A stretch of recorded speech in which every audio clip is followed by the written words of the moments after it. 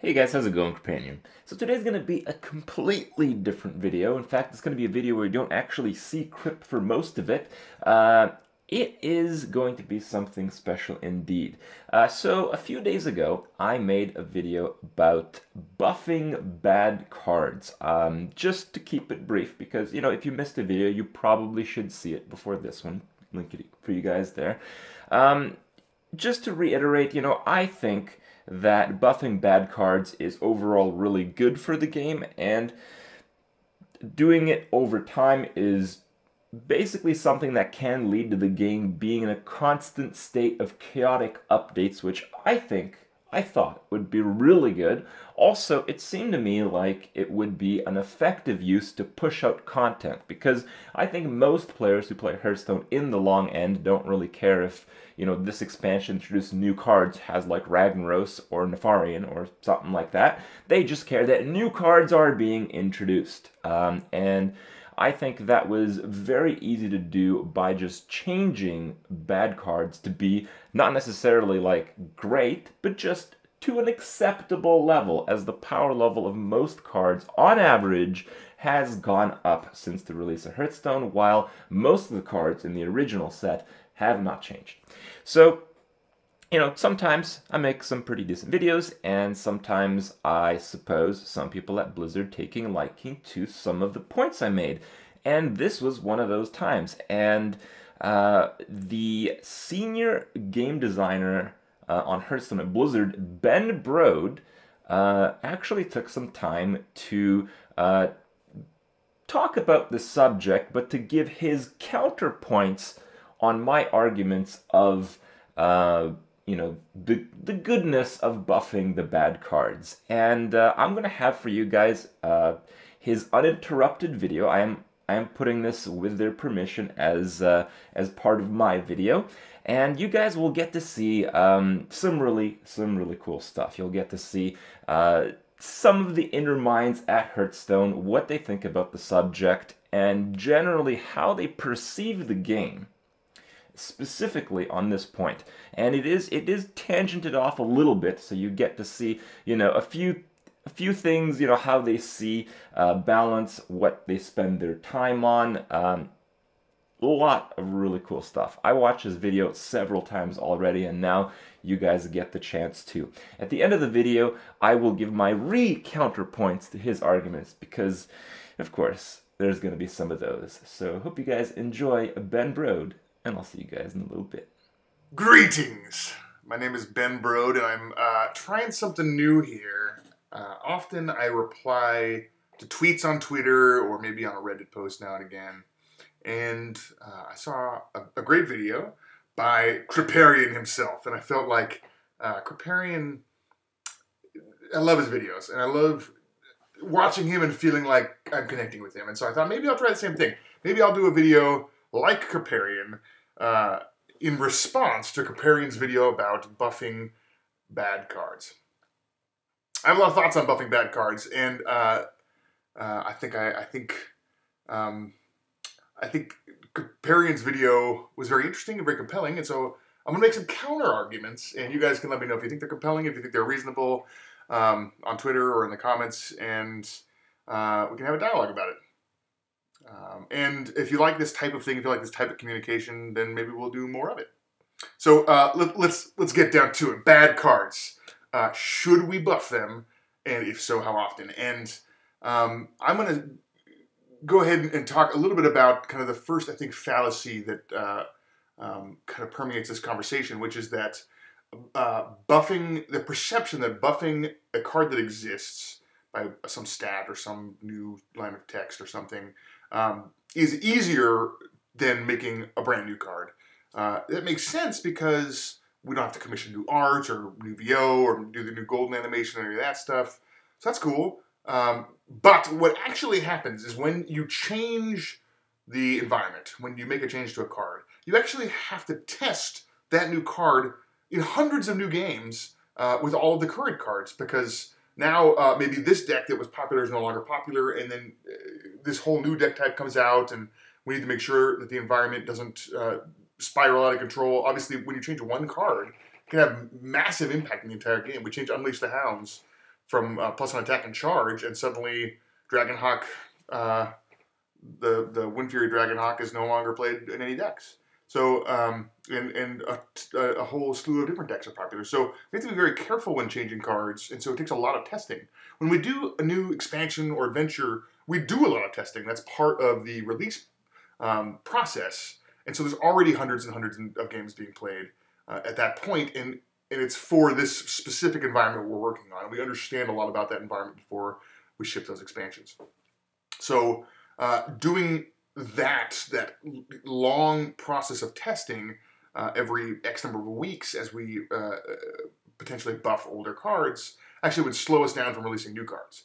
Maybe there's a cool new design that would go great on an older card. That's cool. We could just make that design on a new card in the new expansion. And then we've got that extra card in the environment. Part of the allure of buffing old cards is that you get more options. There's X many cards that are good, and if we add a bunch of new cards that are good, well, now there's a whole bunch of new decks that you could possibly create, and that's exciting. And that is exciting for good reason. I think that's one of the reasons why we're so excited to continue making expansions and adventures and those types of things, is because new content, mixing up the game is really cool. I just think that we could be doing that as releasing new expansions and not just as buffing old cards. There's some negatives to buffing old cards too. One of the things that's really important to us, we kind of feel like Hearthstone is the type of game that some players are playing consistently, some players play for a while and then take a break and then come back to, and that's really cool. We want players to come back when something new is exciting to them. And if we've changed cards that they understand or were excited about in the past to be different, that's actually could be a really negative response when you first get into a game and realize that things you thought were a certain way aren't really that way anymore. And so we want to be protective of that type of player, the player who comes back after a break. Also, there's this concept of when we release an expansion or an adventure, things change dramatically. Things are wildly different for a while. The meta changes and people are exploring new cards and things. But after a little while, things settle down somewhat. In this period where things have kind of settled somewhat and there's more tuning going on than kind of wild new deck archetypes popping up, that's actually really important for the game. And it's the type of phase that some players really enjoy, the tinkering with like, okay, I can't tell if this one card is better or this one card is better, and trying to get that exact right build. That's actually kind of a cool part of the release process as we get towards a point where a new expansion gets released. That I think is cool. And when there's too much churn in the environment, when it's always that, what's going on, we never know what deck we're going to face next, it's exciting for a certain type of player, but not every type of player. And actually, we want to make things better for the type of player who really enjoys the chaotic moments at the beginning of an expansion launch. And so that's what kind of, one of the cool things of Tavern Brawl does for us is it mixes things up crazily. Every week something changes. And so if you really crave that ever-changing environment where things are different all the time, that's a really cool mode that I think will appeal to a lot of players. So that's why I think that nerfing or buffing old bad cards isn't necessarily the best thing we could be doing with our time. But I also want to talk about why it's impossible to not have bad cards. Because it is impossible. The cards are judged on their power level in relation to other cards. Imagine if we made a Harvest Golem a 3-mana 4/4 that summoned a 2/1 when it died. Well, now, a lot of the 3-drops you might look at just seem really bad. You would just definitely play Harvest Golem, and the power level of all these cards that used to be good just come way down. And that's just because it's all relative. You get a certain number of slots to choose for your deck. You choose the cards that are best for your deck. Anything that doesn't make your deck is just not getting played, and they all kind of fall into this tier of cards that are unplayed, cards that are quote-unquote bad. So you can't really ever make every card good, just by the necessity of only having a limited number of cards in your deck and a large card pool. So no matter what we do, even if we kind of hit this razor-thin line of balance where every card was only within 1% of each other, there still would be completely unplayed cards. That's just the way that a system like this works. So we have to have some bad cards, just in the definition of how you define good is cards that are played. Not every card can be played. Not every card can be good. But aside from just the impossibility of having every card be equivalently good, there are some cards that are not good, but are still good for Hearthstone. cards that are maybe not powerful, but they appeal to a certain type of player or make you think about the game differently or inspire you to think of new ideas. And those cards are still important. I think Nozdormu is a good card because he blows your mind. He makes you think anything could happen in this game. You know, what kinds of cards will we see next? I'm excited to see what new card designs it could be like, and maybe I'm excited to pitch some card designs of my own. And I think that's really cool. It doesn't necessarily have to be a very highly played card to be something that is good for the game. Another reason why I think bad cards are good or impossible to avoid is that actually some cards that seem bad, players say this is a bad card, but are not bad. At least they aren't good yet anyway. And that's important for Hearthstone, and I'll tell you why. Like, for example, the 2/3 River Crocodilus that Kripp mentioned in his video actually got play in the past in Sunshine Hunter, I think, and some other mid-range Hunter decks. And it hadn't gotten play before that, and it hasn't gotten play since then, I believe. But it did get play for a while in actually one of the most dominant decks of its time. And that deck eventually led to the nerfing again of Unleash the Hounds. But it was played in that deck, and it was good. And that card seemed bad before. If we had made that card better, for example, then that deck would have been better. And it was one of the best decks. So just because a card seems bad right now, it doesn't mean it always will be bad. Like Alakir is another good example. A lot of players told us that Alakir should be buffed. It was the worst legendary, and Shaman was suffering because Alakir wasn't good. And we actually were hearing that from our internal testing as well, and so we had planned to buff Alakir to a 3/7 minion. But then we looked at the back-end data and saw that actually Alakir was the card most associated with winning a game. If you draw Alakir, this is way back in the alpha phase of Hearthstone, you were more likely to win the game than if you had drawn any other card in the game. And so we reverted our change and made him the stats you see today because we were so worried that even though we were getting this feedback, that actually he was quite good. And it turns out months and months later, after the release of Hearthstone, he was one of the reasons why Shaman was becoming successful, because he had so much burst damage with Rockbiter Weapon, and he was just a lot of value. He was a good legendary. And so we were glad that even though the card seemed bad, that we didn't buff the card, because later on players realized some interaction, or that the card's not as bad as it was before, or we release some card in a future set that makes the card much better. You know, Wisp was universally derided as one of the worst cards in the game. When Hobgoblin came out, suddenly, hey, you kind of want to try Wisp a little more, and that's cool. And it lets us make Hobgoblin. If Wisp was really good, Hobgoblin as a design gets maybe a little more scary. So that's cool. Cards can become better over time, and they will, some of them, and that's okay.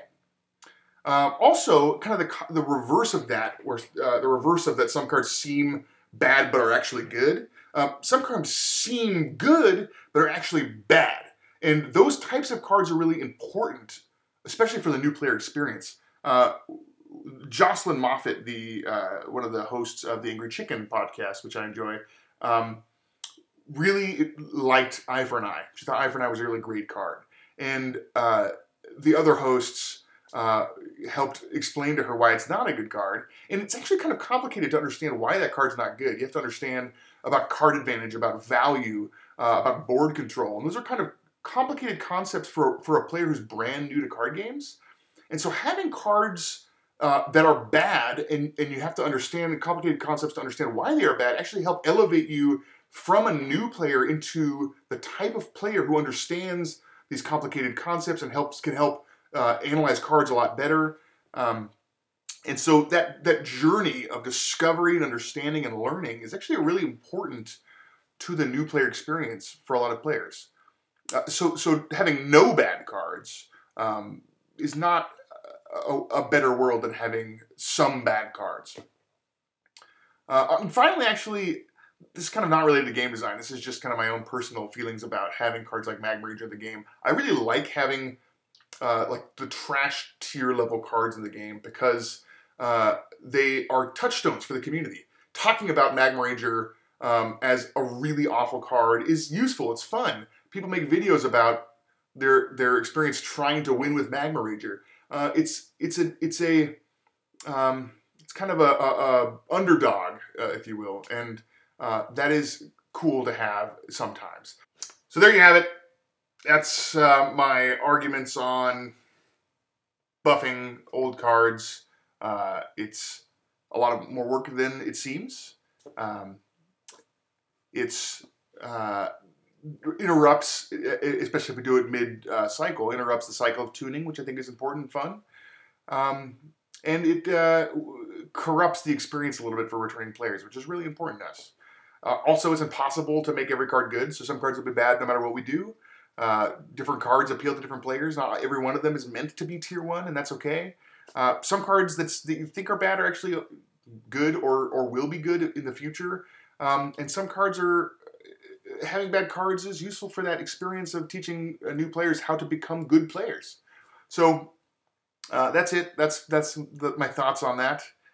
If you liked hearing my thoughts in person, let me know. And if you think I should stick to Twitter and Reddit, let me know that too. Hopefully you guys enjoyed it. Thanks a lot. All right.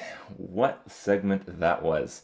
I have to say, I am totally a Blizzard fanboy, and when I get a chance to more directly be involved with developers and that kind of stuff, I just get really happy, okay? I just get really happy. I've done that before with other games, and I think I've made a positive influence, so maybe we've done something here. Even though Ben does seem to kind of play a bit devil's advocate on the subject, I thought some of his points were very interesting and somewhat revealing of what they think about the game, so I wanted to just quickly go over some of those. So he said that the first fallacy is that buffing a card that exists is easier than making a new card. And this is a fallacy because most of the time that they spend is in regard to testing the card. And this is kind of interesting. It ties in also to the second point that he made, that one change in the game can completely change the game as a whole, and it requires a lot of testing. And I think these 2 points are actually a bit intertwined.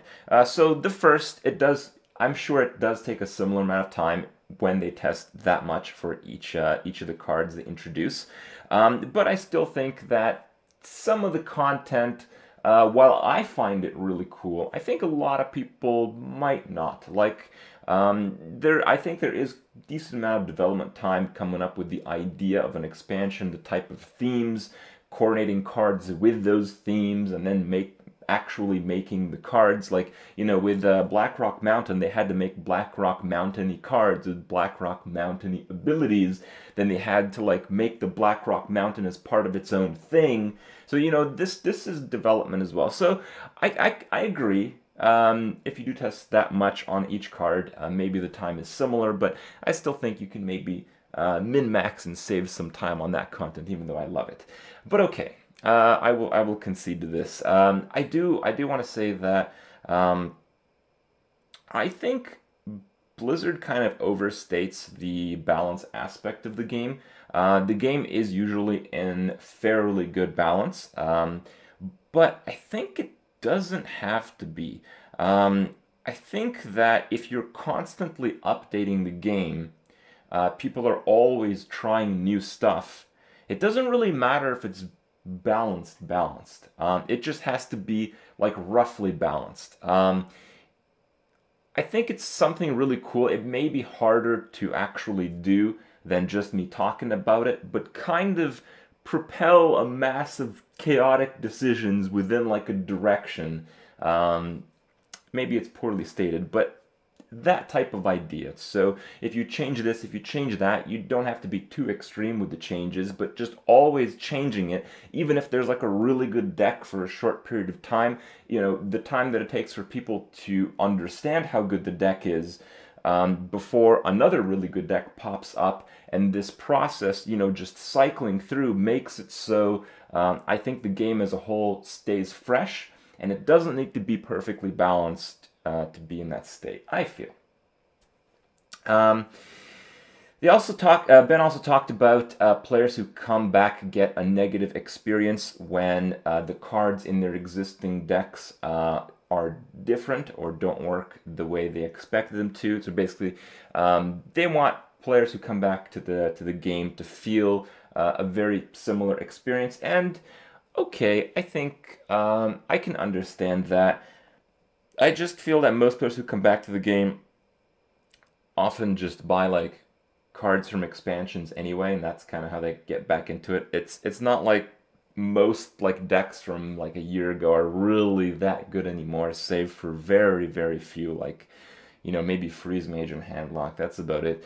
But you know, cards in those decks, cards in the deck that was ever like really, really good, generally aren't ones that I would propose to buff. But okay, I understand it.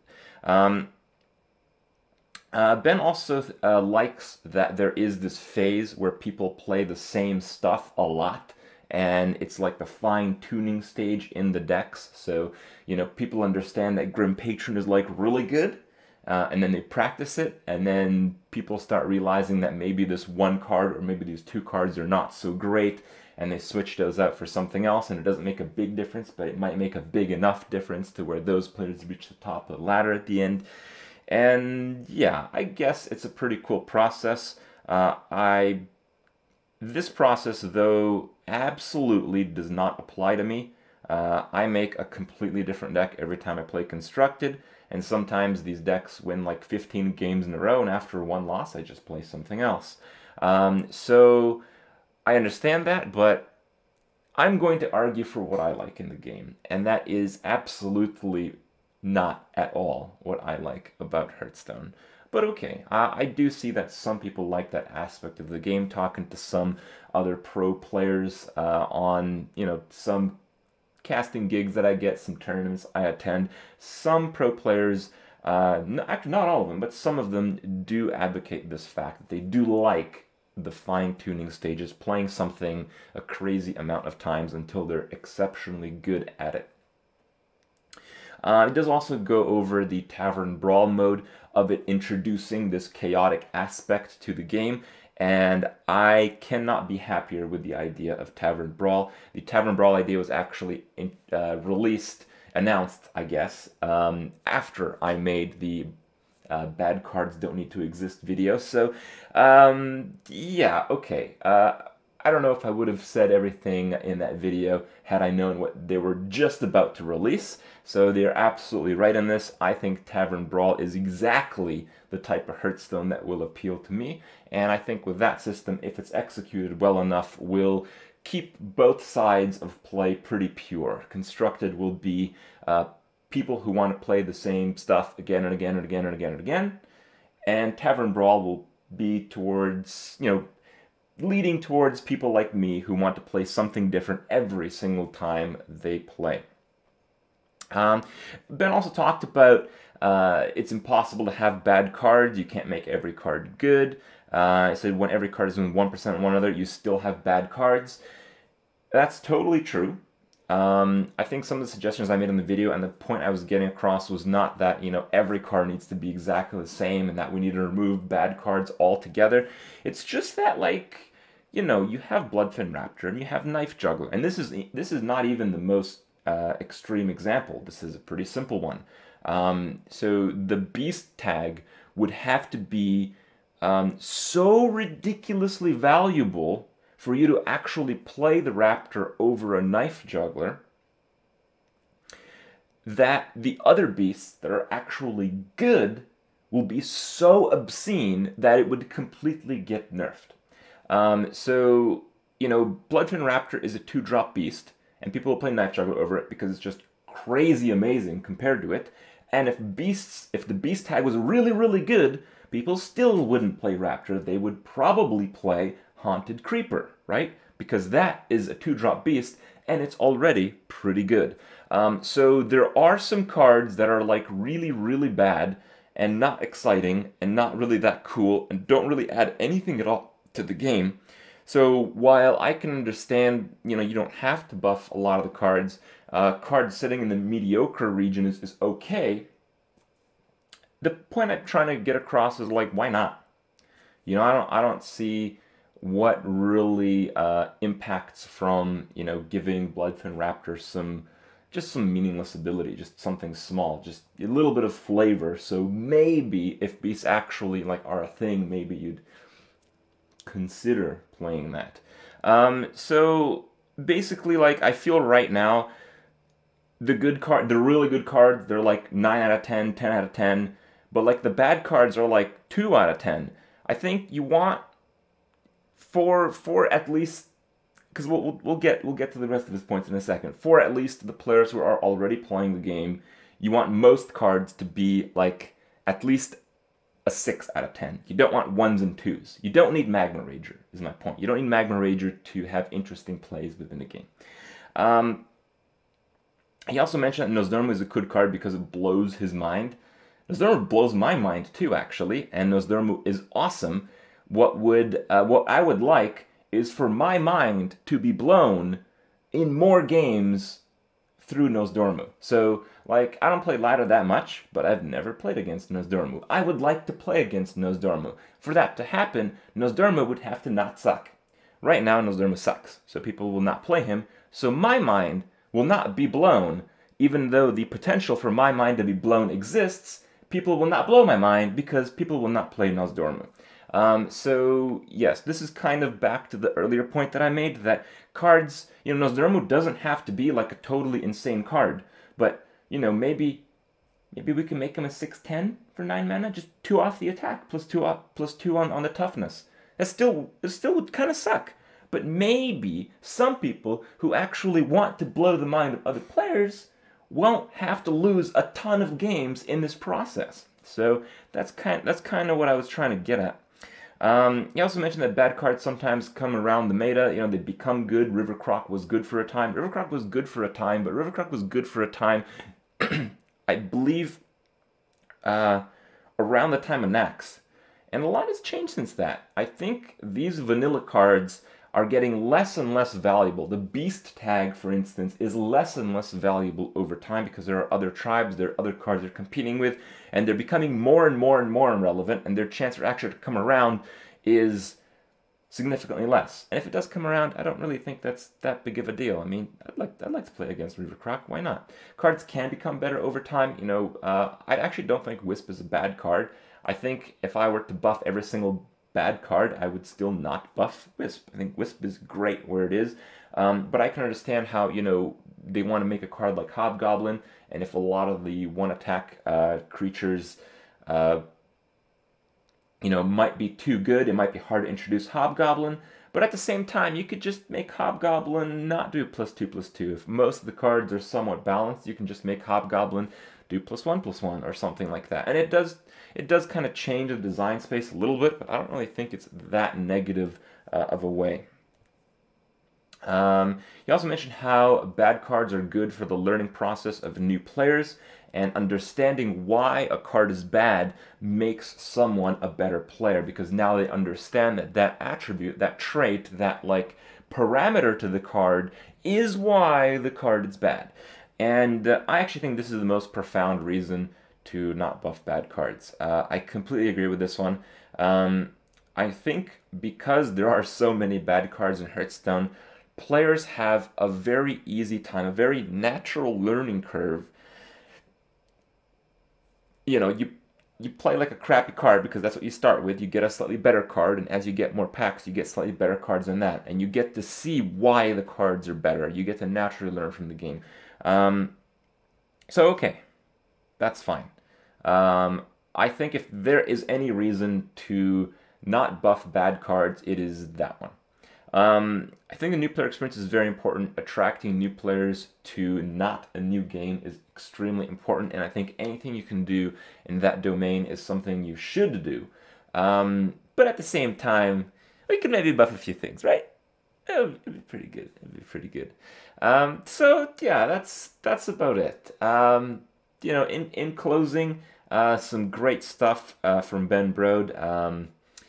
I feel he did play devil's advocate a little bit, but I mean, it was a lot of information to take in. It was a lot to learn about how they design stuff. I really enjoyed it. In some ways, I'm like, really grateful that they spent the time to talk about some of the ideas that I threw out there, and really happy that the devs are involved with the community as much as they are, because I've played a lot of Blizzard games, and this is not how they've operated in the past. So this is really an exceptional trait that I have seen from them recently, and I'm very glad that it is so.